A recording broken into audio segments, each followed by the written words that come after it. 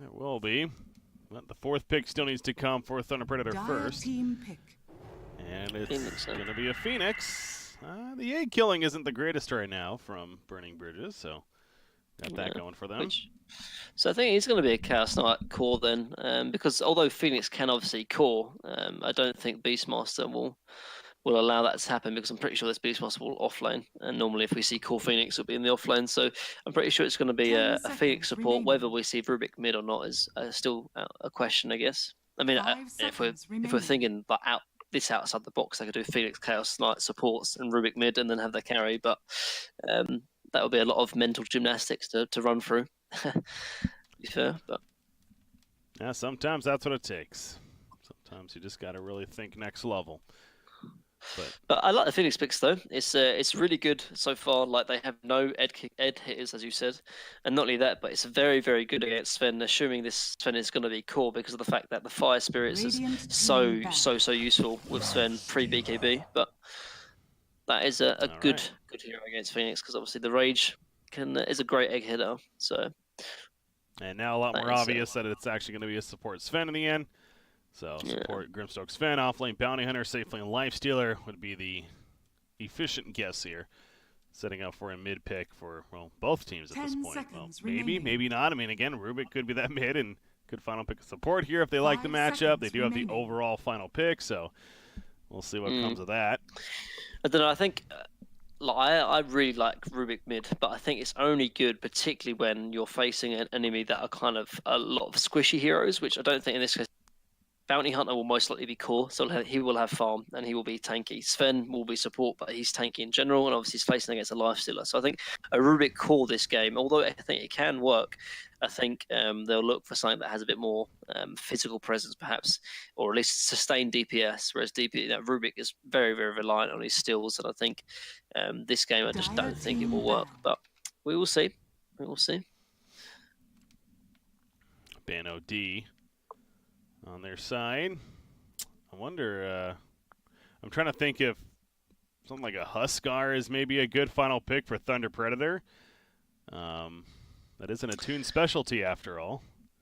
For sure, and I think they don't need to worry too much about. I mean, I can't remember who has last pick, but they have Chaos Knight to deal with a Lifestealer, so I don't think they need a mid hero that deals well with a Lifestealer. So I think in that respect, they don't necessarily need to pick a hero like Razor, but perhaps a hero that can kind of catch and kill this Bounty Hunter alongside with a +1 like a Rubik or a Beastmaster, because I think they've got Chaos Knight, but Razor is banned just in case. But I don't think Thunder Predator necessarily needed that anyway, because they have Chaos Knight to deal with the Lifestealer. But they have last pick though, so Thunder Predator can just kind of assess all their options and go from there.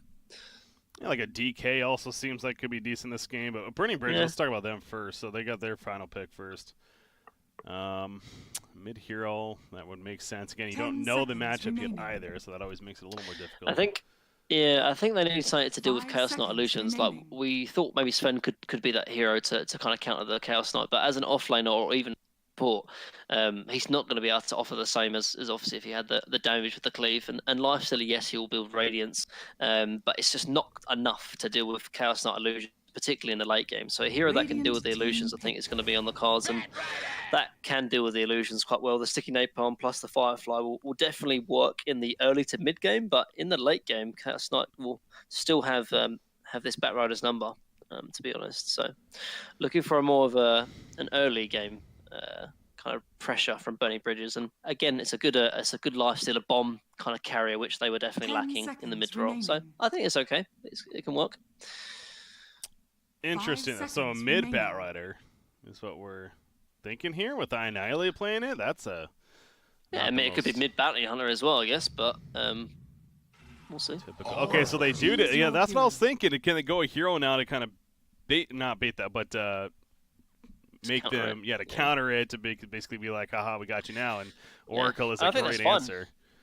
And I think Rubik mid is fine against Batrider. I was saying how I don't really Rubik mid, but it's the only hero Rubik doesn't really do too well against in this game is Lifestealer, but it's going to be Lil actually, so it's going to be a mid Sven. Annihilate Sven? What? Okay, I kind of like that idea, because I said before that I think Rubik has to kind of deal mid against a hero that it can kind of do well against and kind of almost pressure it in kills. But so like he would pressure the Bat 1v1, but he's not going to be able to pressure the Sven 1v1. So I kind of do like this idea. Not only that, but also with Sven going mid, it's going to have a lot of farm to actually deal with the Chaos Knight, which I said they would lack if Bat Rider was going to be played as a core. So in that respect, Burning Bridges could kind of kill two birds with one stone. It can do better in lane, and also it can deal with the Chaos Knight with Sven playing as a core. So okay, I kind of like it. Purge is so good this game, though. Oracle is a great pick. It purges off so much this game, from track to Warcry to Lasso to Inkswell. Like, there's plenty. So yeah, Fortune's End is going to be very valuable from the Oracle. For sure. I think it was a good kind of Oracle pick, but I think both of these teams have probably done a lot of kind of, oh, what if we could do this, or we'll do this, and then if they do this, there was kind of a lot of mind games, I think, game. There was a lot of different decisions of where they wanted to do and where they wanted to play it, but we'll see. I think this Chaos Knight is going to have to do a lot of heavy lifting, though, because we see a mid Rubik that it's not going to offer too much come mid to late game. So a lot of this kind of carry and physical presence is going to be coming from this Chaos Knight. So expect him to have a good game if we want to see an even game. I'll say this much. This series has definitely kept us on our toes, specifically with the draft, and props to the teams for playing some fun things throughout. Definitely keeping it very interesting, to say the least. But yeah, I annihilate Sven. And he is heading towards the bottom lane right now, but with the rest of the team currently. But this does mean we're going to see a support Bounty Hunter. Now, one of the nerf that we talked about in the recent patch Bounty Hunter was the agility gain, and so its kind of core value went down a little bit. But, I mean, there's a reason we've been seeing these off-lane Bounty Hunters farm priority, right? So do you think a support Bounty Hunter is as scary? Is it really that good? I don't think it's as scary, to be honest, but they might be thinking that this kind of bounty, they want it to fulfill a different role than what we normally see in a bounty. Normally we see, obviously, harder and the kind of harass and also the ability just to be annoying in the lane and eventually perhaps carry. But I think this game especially, they wanted something to kind of have their own kind of counter to Beastmaster's vision. Obviously, with Beastmaster's Hawk vision, they're going to have the advantage. But at least with Burning Bridges now, they have their own kind of form of vision collection, which is going to come from the Shadow Walk from Bounty Hunter. And this is already shown because it's already leveled up. Shadow Walk. Normally we see obviously the first point in Janada, but having this kind of invisible hero just to sort of scout out, I think can play a big part, particularly because they have a Bat Rider on this team. So I think yes, see we normally do see a core Hunter bounty, but I think in this game, this bounty is going to fulfill a different role, which will be useful for Burning Bridges. All right, yeah, you already see again the level 1 Shadow Walk. Normally we would see the Janada at level 1. It wasn't that core role, but going to be more about harassing than he is about actually going for last hits and farming up, of course. So, all right, out of the unpause. 30 seconds to battle. Also, interesting to note, it looks like actually Lifestealer is going to be mid, and it looks like it's going to be a Sven in the offlane, which I think actually will still fulfill the same role. Sven and Nyx both can kind of do well against Rubik. Rubik won't pressure either of them. But at least in the Sven and the offlane, they have kill potential because of the stun as well as the Grimstroke. If Lifestealer was bot and Sven was mid, I don't think they have the same kill potential. So I like this change up by Burning Bridges. And that is interesting. I was confirming the cooldowns too. Rage cooldown is 16 seconds. Fate Bolt is 16 seconds as well. At least at level 1, it goes 16, 14, 12, 10. But earlier levels, he's going to be able to rage off those Fate Bolts pretty much on cue. In this lane, so that's a nice kind of workaround what usually is the benefit for a Rubik in the laning phase. As Prado, what is going on mid, by the way? We got Bounty. We got 5 heroes here. There's 3 on the Radiant side. Okay, there's a TP bot him. So they're swapping around, it looks like. That's all that's going on. Oracle, in fact, is going to run on by. He might spot Bounty Hunter. Is coming out of Invis right now. In fact, definitely will. Says hello with a couple of auto attacks. So just doing some musical lanes early on. What's happening here. So it's going to be Bat Rider versus Beastmaster at the top with Bounty Hunter roaming in the area. Oracle's also nearby. But yeah, Oracle wants to go against a sticky Napalm. They have to, yeah, they have to lane Oracle top. If Oracle's not top, this Beastmaster will absolutely get destroyed. So they need this Oracle here just to purge off any of the sticky Napalm once the Bat Rider uses Firefly. So very much needed. So makes sense. Comes up here, got 8 stacks of sticky napalm, by the way. 9 stacks, here we go. I mean, he can purge it off, but he doesn't want to just waste it, of course. He's not in danger. So, yeah, it's running off anyway, so it's fun. No point. Rubik, mid lane though, against Lifestealer. Lifestealer at the Feast, level 1, doesn't have his level 2 yet, but 6-0 Lifestealer versus a 3-0 Rubik so far. So yeah, Lifestealer normally a very good laner. He's been getting last hits, especially in a 1v1, and it's showing right here. The early blades of attack. And that's the thing with Rubik. I mean, Rubik, to me, you pick up Rubik for a mid-roll to be a lane dominator. That's like one of his biggest strengths of why you'd want to run him there. I mean, again, right now it's very even, but in this matchup, I don't know if we're necessarily going to see him dominate against the Lifestealer. Yeah, I think Rubik struggles against kind of hard to kill like melee heroes, especially because they can just do this. They can Rubik will eventually kind of harass him down, but he can just buy himself. Like the Rubik has no kill potential on the Lifestealer, and if Rubik has no kill potential on its the other enemy mid, I think Rubik just doesn't offer the same as another kind of mid. Like imagine this Rubik was, I don't know, like a regular kind of just farmer, like a Viper, for example. Like, I think Viper would offer so much more than this Rubik. Like this Rubik has to do things, has to make plays happen. If he doesn't do it, then he might as well have been a different hero. Top lane. Oh, sorry. Okay, Firefly was activated right there with the sticky napalms, but Oracle immediately purges, and that's the end of that. So that's why he's here. Yeah. They shouldn't. Like, I think that the only lane that there's potential for kills, I think, is actually the bot lane. Like I said, Lifestealer won't die to Rubik, and I don't think Batrider can kill the with the beast with Oracle Sitting Pines. But they might be able to kill that, however, if he gets a nice ball stacks top on the beast. But, yeah. How's that bottom going? 13-4 Sven. You have an 11-1 Chaos Knight, so Annihilate's definitely having the better so far. Top lane again. Matthew, he's getting a little low himself, but manages to get out of there. Doesn't have the Fate's Edict yet, but of course something might do the 1-1-1 build. It's a Magic Community, could be useful against Batrider in this laning phase, so keep an eye how he decides to level that up. I look back at this mid matchup though, and again, it continues to be very even. Right now, Lifestealer is low on life, no regen, but it is being ferried out to him, so you'll have that good to go. I think if Lifestealer goes even this lane, I think he's fine with it.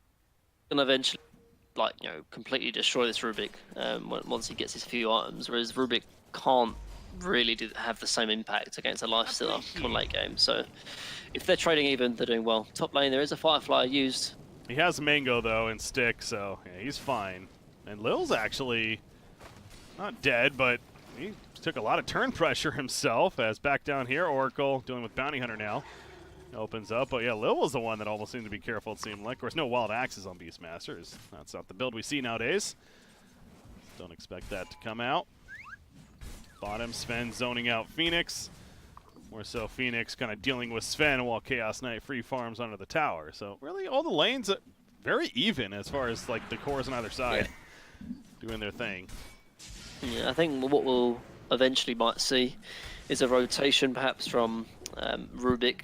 I think Rubik has to rotate either top or bottom to secure a kill, because yes, he can pressure the Lifestealer a little bit, but Lifestealer can keep ferrying out regen, and I don't think Rubik can do much about it really. They need to kind of have an early advantage, I think, to give this Chaos Knight a good time. So expect a rotation from Rubik for the first kill.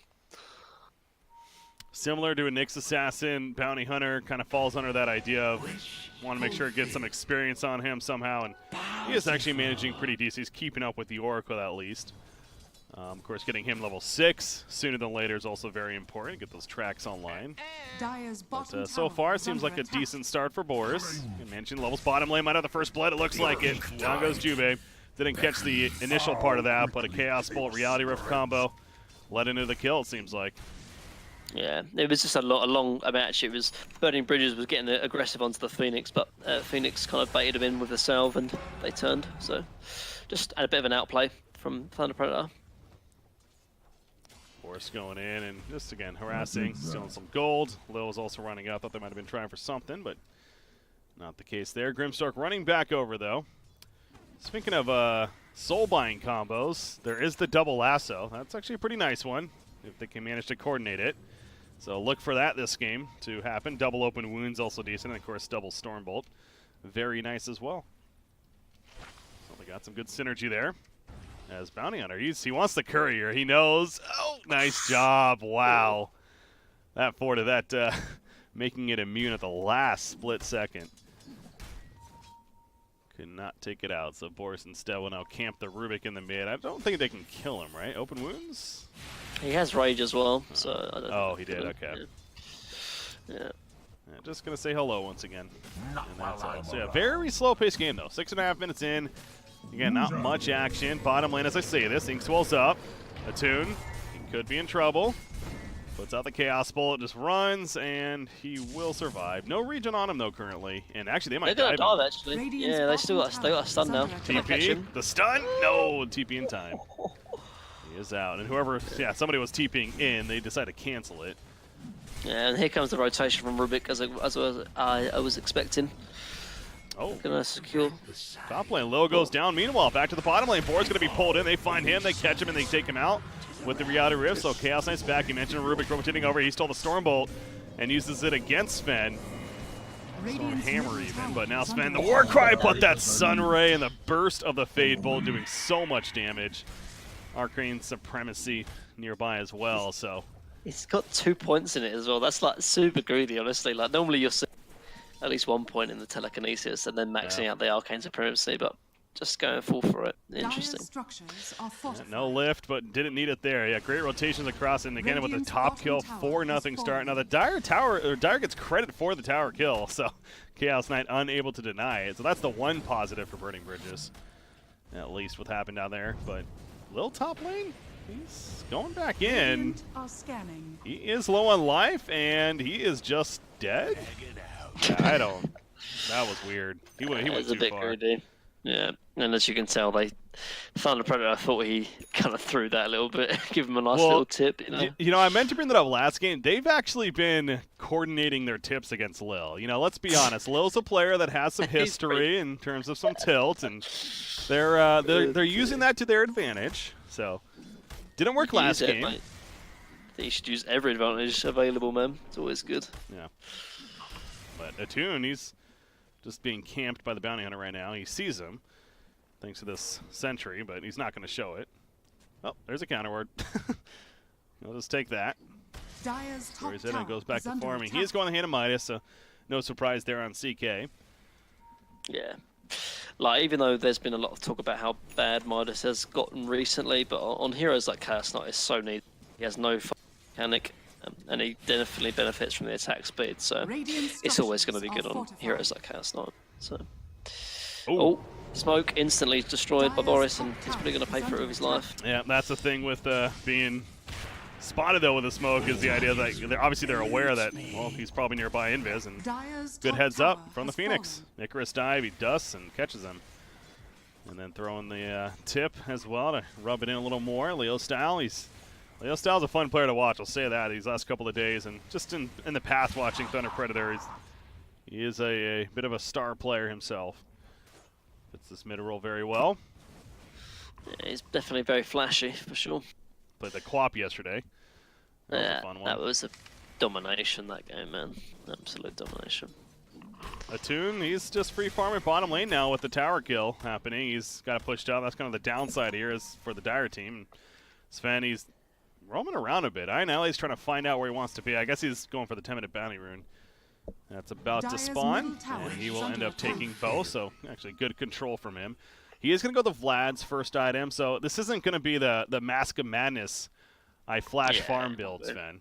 Nah, he's offlane, so he has to go these utility items and the Vlad's, and probably will even see the Crimson as well. Very useful against high illusion and high kind of minion-based heroes like Chaos Knight, as well as the Beastmaster. So he'll just get tanky. We'll probably see a blink as well eventually on him, because he's probably going to be their main initiator outside of the Batrider. So I think it'll be good. Okay, so I was going to ask, are we still going to see the whole Midas Radiance build on Lifestealer? But I guess we already have our answer, actually. He's got an Armlet queued up that he's planning to go. So not even a Midas. Going to go into an Armlet in this game. This is a bit more of an old school build on Lifestealer, and try to go for some Infest Bomb plays, perhaps. Yeah, I think it's mixed between the fact that obviously he was playing mid, so he wants to be kind of somewhat active because of him being in the mid role, but also I think he realizes that if he goes Midas into Radiance, then he's going to have very, very low armor, and playing against Beastmaster as well as Chaos Knight could definitely backfire. But top lane, Grim is going to go down. Yeah, I caught that. Frank just simply ran him down, and Bounty Hunter was here, but Bounty Hunter by himself is not enough of a threat. He puts the track up, though, stops him with the Shuriken, and that should be enough for the eventual kill. Shuriken, whatever. I'll play Street Fighter, all right? Shoryuken. That's a good. I don't know. Anyways, they get the kill. That's the point. Track kill, obviously, is going to start adding up now. That's good news for burning bridges, and Boris, expect him to start being a little more active. So yeah, it also goes back to that idea, I guess. And you have the Bounty Hunter, speaking of infest bombs, and with the track kill, that does seem like a pretty deadly combination. I think he managed to make it work. This River kind of runs out the Lifestealer here, but Oracle nearby. As if they want to maybe make a play. They do put down a sentry, however, Boris out of range. He's going to make his way elsewhere for now. So Sven continues to push out bottom as, oh, my bad. Let's take a look at the net worth. Yeah, wow, Chaos Knight is good 1,000 net worth over anyone else in this game. Of course, Hannah Midas helps with that.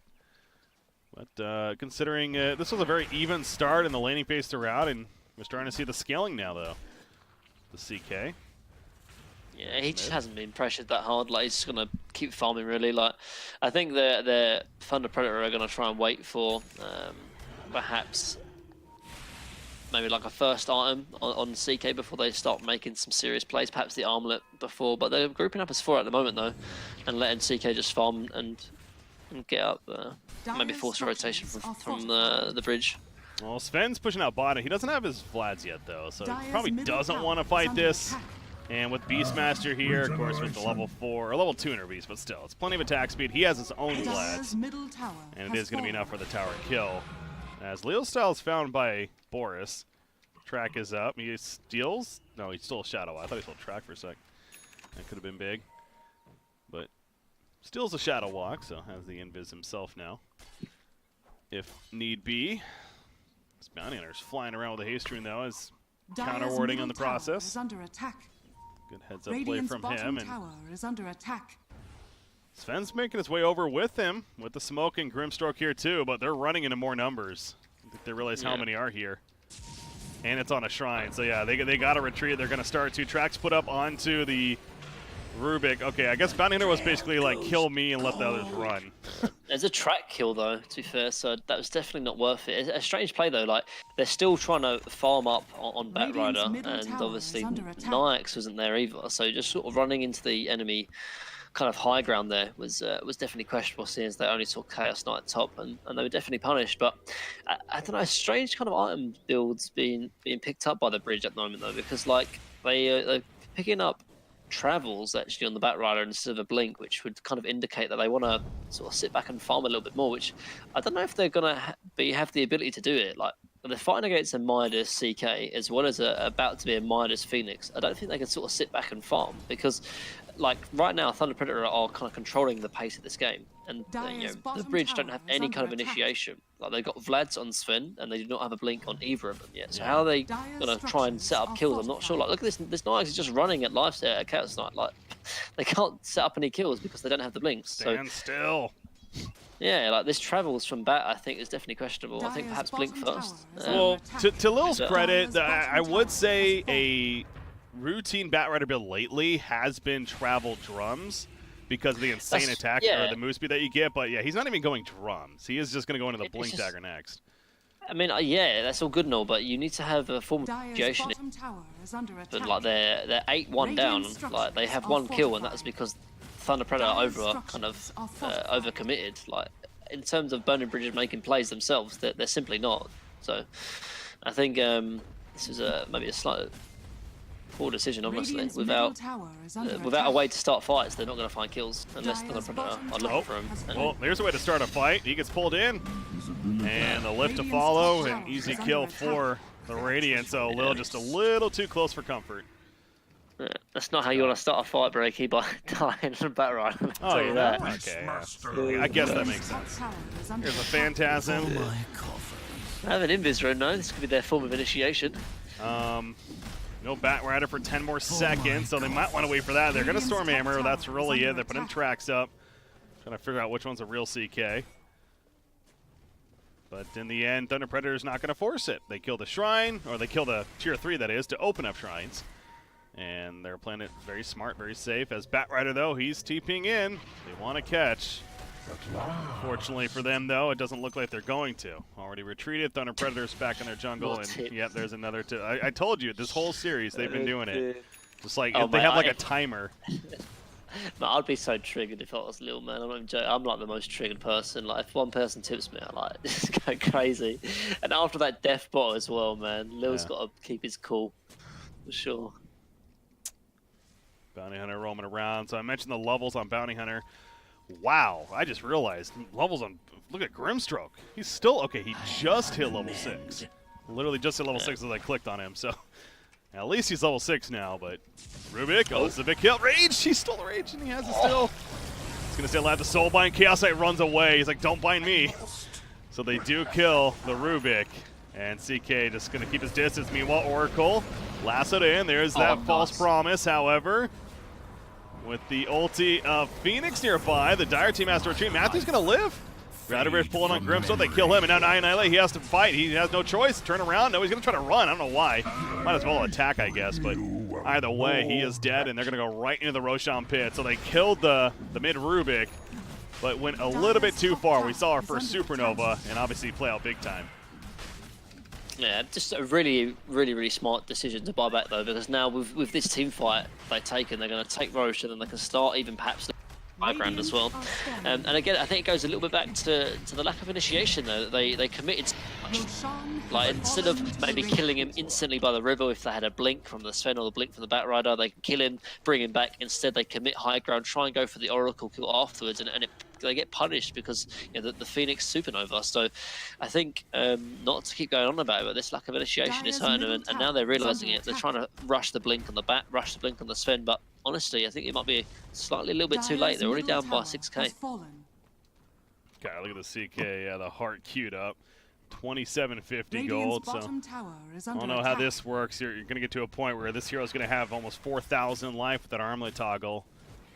Basically at about 25 minutes into the game, if that, so it's good luck dealing with that. This top tower is going to fall easily. The objectives being done by Thunder Predator goes back to, I mentioned it in game 1 a lot, it's just very fluid, very smooth play by Thunder Predator right now, just looking good.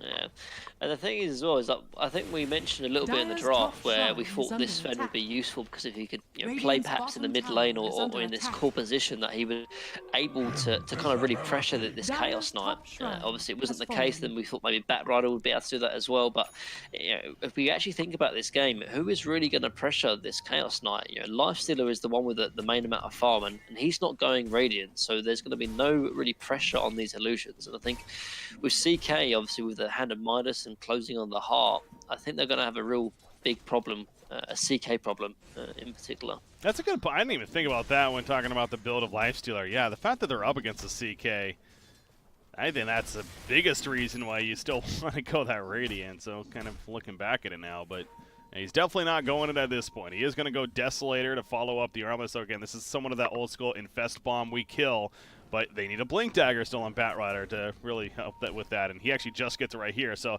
they have that now. Bounty Hunter can run around with Lifestealer or put it on Batrider with the Infest that is.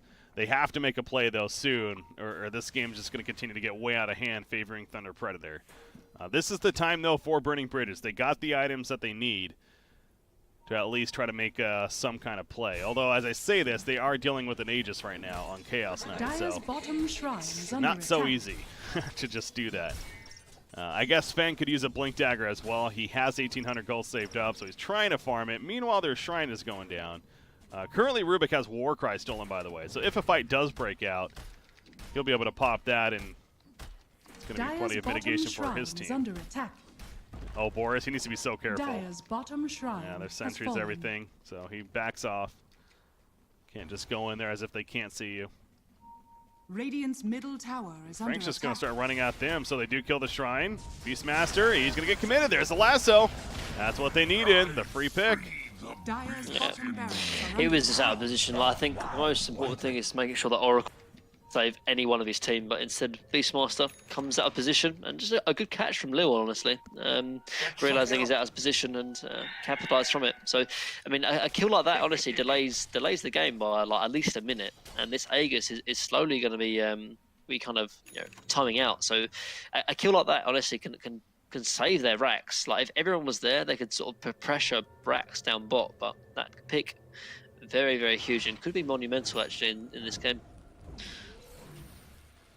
Phoenix, does he actually have a Rod of Atos? I think he just needs one more bracer. Then he'll have his what am I saying? You don't need the bracer anymore. Well, either way, he's gonna have a Rod of Atos here in the near future. Is Phoenix? It looks like it is on the courier as well. Has a couple of items in the stash. So, but that's gonna be coming out. We saw the Hand of Midas he picked up earlier as well. So yeah, Prada's he's starting to scale pretty nicely himself, and we saw the impact of the Supernova. Speaking of that too, in the Beast might be in trouble again. Actually, 3 heroes converging on him. Lil, he's setting up. Lasso in 3 seconds. There's the track. Here's the run. The blink in. Sven with the hammer. Lil's like, do we go? Probably not. CK was TPing in. Now the turn. Primal Roar connects on a Sven. The pushback with the flame break. It's not going to matter, though. Easy turn on Sven. Now running some more. Leostar's going to catch him. He sure is. The Yules. Lil had no chance. The downside of Firefly destroys the trees with you. It's hard to hide. He's going to try to run, but he has a TP. So he could actually get out still. No, the Fortune's End connects. And there's the pull-in for the eventual kill. So Batrider is caught as well. Man, he is making this hard, though. Give him that. Jeez. He survived a lot longer than we would have thought. Meanwhile, Bounty Hunter gets caught. Oh, no. He was trying to TP out thinking that he's fine, but Prada catches him with the Rod of Atos that we just mentioned. Man, he's fast, though. Jeez. So he's at least good. He's fine. Lasso was not used, so Batrider will have it when he comes back up at least. God, there's already hard throwing CK. There we go. Yeah, he has 4,000 life with the armlet toggle. Yeah. Aegis is gone, however, though, so they're going to struggle to kill this Chaos Knight once, though, to be fair. Exactly, so, that's what I was going to say. He has 4,000 life. I don't think he heard me, Minnie. Yeah, I don't think that Aegis actually matters, actually. I think, honestly, Burning Bridge, they have to catch this Oracle. If they don't catch the Oracle, he's going to get False Promise off, and the Batrider is going to be useless, so catching the Oracle is high priority, I think. Here comes the smoke, though. Tune just beats it down. Obviously, if you're Burning Bridges, you don't want to jump the CK, but you might not have a choice. You go in, the Soulbind connects onto Frank as well, but the Primal Roar, Sven's just dead. He's out for 45 seconds low on the backlines. He went for Lasso, he can't catch anyone though. The Supernova from Phoenix, and now Lil, he's also going to fall. He buys back, he still has Lasso, but Lifestealer's caught. He's out for 50 seconds. They're just running them over right now. Jubei gets pulled in, he's dead. Multiple buybacks already, but the coordination just is not there from Burning Bridges / the net worth lead is just too high for Thunder Predator. They're going to roll them over, get the racks, and why would they stop? They could just make their way mid. Dire's top barracks. Will it's they? the CK problem. It's just the CK problem, as we've mentioned before. They have nothing to do with it. They simply have nothing to do with it. Like, no radiance on the lifesteal. Yes, he's building towards a Mjolnir, but at the end, like, it's not enough. But simply, they can't have just one item to deal with a hero that has 14k net worth at 23 minutes. It's just not enough. Sven doesn't do enough damage either with his cleave, and it's only level 2 cleave anyway. So it really is not enough. And this CK is completely destroying this game right now. Boris running over. Get more information at least. Still no bounty runes for another minute. There is a double damage rune down here. Looks like it is going to be spotted by Grimstroke, so they're running over to pick it up. I don't think Thunder Predator's aware. So should be able to get this for themselves. They're kind of camping it for now. they're waiting to hope that somebody goes for it. Okay, that's going to be the play, I guess. And you know what? They might get their wish. It's daytime, though. It's daytime. They can see him, like. Okay. Lifestealer actually ends up picking it up anyways. Oh, lift up. They catch Batrider.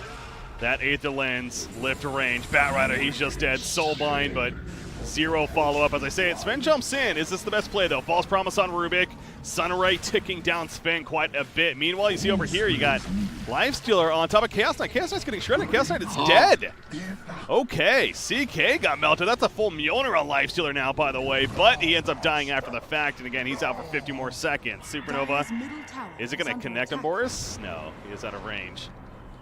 So he TP's out. Jubei going to be the same, unless, nope, he will not. The Eels catches, and now he too is going to die. So yeah, meanwhile, like, CK was dying to Lifestealer that whole time. Didn't even realize initially. Yeah, I mean, it was 2v1, and I think that was kind of, they took so long to kill him, but it does show that he is killable, however. But there is no buyback from Lifestealer, neither on the Batrider, so I think they're definitely going to lose this set of put them down to 2 set of racks. So like, Grim does have a buyback, and it would be 3v4. Can they do it? That's the question. That is a good change up from Lifestealer, by the way. He was going the Desolator. He even had the Blightstone, but he ended up changing it to a Maelstrom and now a full Mjolnir, as we see. And again, against a Chaos Knight, it makes more sense with the Phantasm, but here's the engagement. Fate's Edict going to help Phoenix a little bit. Icarus dive away, and the Purge on it, so he's good for now. Lifestealer in pursuit. He's going after Oracle. Wants to get that kill. False Promise is ready. He might use it on himself here to turn. Nope, not even necessary. Lifestealer just simply kited too much. Meanwhile, back here, Beastmaster, he gets pulled in by the lasso. So he could be in trouble, but Chaos Knight's coming back. You know that's going to be dangerous. Frank does go down. Thunder Predator is going to choose to play the wise route of let's just not force it. Bounty 1 HP. Oh, the Bounty Beast. Yeah, Bounty was just trying. Beastmaster was trying to catch him, but with his summons, but couldn't get it in the end. So he survives. But Chaos Knight though is by himself actually. There's a Sven with a Lifestealer in front of him, but does get a blink away, so he's gonna be fun. Yeah, that was. I mean, again, we know they can kill him, but able to get out of there. Close call. How about this Phoenix, by the way? He's actually going in Ags. So, and he almost has it. He needs 300 more gold. Yeah, 300 more gold, he'll have it. Yeah, Midas will give it to him basically in a little bit. I like it, honestly. I think at the end of the day, like you how when Lifestealer does not have rage up, they do not have really any egg hitters. There's a lot of control on the side of Thunder Predator. So as long as they can kind of maybe bait out the rage from Lifestealer, I'm sure this Phoenix eggs will go off every single time. So, and obviously you saw how low Chaos Knight got in the last fight. There was a possibility for a save if there was eggs on Phoenix, and he does have it now. So all they need to do is be wary of the rage from Lifestealer, and I'm sure they can get this egg off every single time. Well, here we go. Get the Aegis. That's Cheese, right? Yeah, Cheese on Rubik. Currently has Rage stolen. We saw that come into play several times. So it seems like he's making him a priority to get that and help him out in these fights. And they're going to push right down the mid lane. There's still the bottom melee racks, albeit not the most life.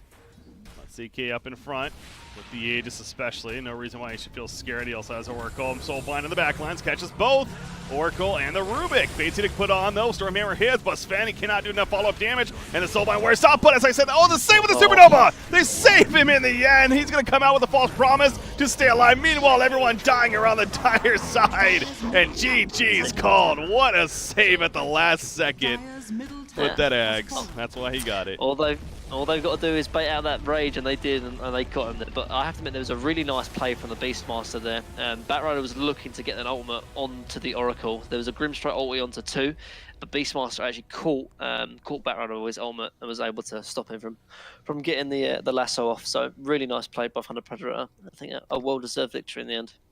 Yeah, again, when this team wins between yesterday and today, they do it in dominating fashion. They look really good, but in both of their losses, at least in the one earlier today, I would have to look back at yesterday's loss. Part of me is thinking it's a little bit of a draft issue that comes about, I think so. Especially today, again, with the whole Spectre and a Viper, and it didn't make a lot of sense.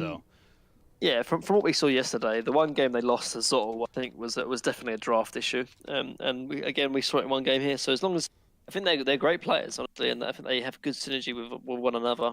As long as the draft is okay, which it was in this game, I think they are definitely a force to be reckoned with. So, congratulations to them. Yeah, they're going to the grand final, so they get a placement in the grand finals tomorrow. They get to play what will be a best out of 5, but the important thing is too that they get to kind of relax, and as the initial series will be played at the lower finals. As far as Burning Bridges is concerned, they're going to have to play that, of course. They'll play that tomorrow in the first series. Who they'll play, well, we're going to find that out next here with our following series, as we have Ray Do Piccole versus Team Zalato. Ray Do Piccole, also known as Team Popsicles. I like to call them, make it easy. Anyways, against Team Zalato, that should be a solid series in itself.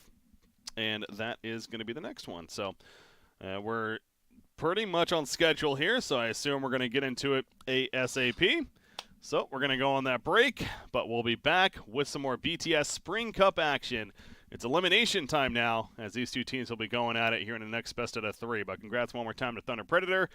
I'm Breaky CPK, joined by Mini. Stay tuned, guys. We got our second and final series of the day to be coming up here.